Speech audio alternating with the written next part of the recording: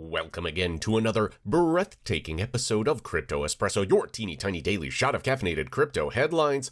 I'm your host, Andrew, and it is the Tuesday News Day, which means it's Tuesday, and there's news. First up, buying that mythical cup of coffee with crypto might be about to get a lot easier. 2 American senators are introducing a bill that would make a small crypto transaction tax-free. Patrick Toomey and Kyrsten Sinema want to exempt consumers from reporting transfers of less than $50 in value. And if a transaction generates a gain of under $50, there would be no need to inform the IRS. Toomey, the most senior Republican on the Senate Banking Committee, said, "While digital currencies have the potential to become an ordinary part of Americans' everyday lives, our current tax code stands in the way." Friendly reminder that a nice cup of crypto espresso is always tax-free, though. The SEC is launching an investigation into whether Coinbase has allowed U.S. consumers to trade digital assets that should have been registered as securities. Last week, it alleged that at least 9 altcoins on the exchange fall under this category. Claims linked to the news that a former Coinbase employee has been charged with the insider trading of crypto. In response to Bloomberg's latest report, Coinbase's chief legal officer said it doesn't list securities, end of story. Paul Grawal added,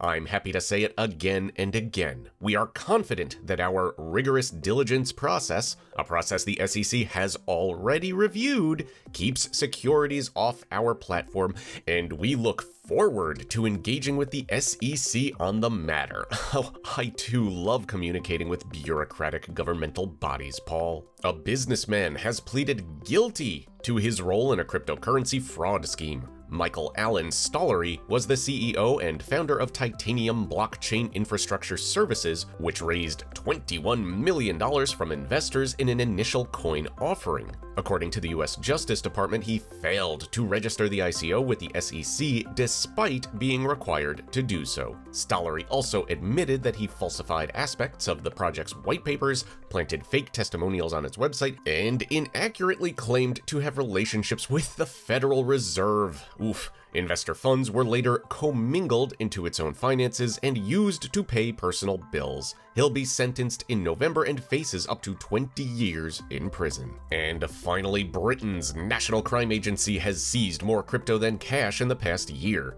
Figures show digital assets worth $32 million were taken from criminals in the 12 months to March 31st. By contrast, the physical cash that was seized over this period stood at $30.9 million, about $8.4 million worth of physical assets, including vehicles and other valuables linked to criminal activity, was also taken into custody. According to the NCA, money laundering performed using cryptocurrencies was a top priority over 2021-22. Officials claim that criminals have been increasingly exploiting this new technology, especially as they adapt to COVID-related travel restrictions that may have stopped cash being moved physically across borders. But you, dear viewer, can physically move that mouse cursor or finger over to our like button. And while you're there, subscribe to our YouTube channel and click on that little bell icon to get buzzed whenever a new Crypto Espresso video goes live. And if you're feeling especially chummy, cross the border and head south to our video description below. Ask Alex in said description to find out more about today's headlines or crypto in general. Alex is also a splendid resource for all things Web3 and that metaverse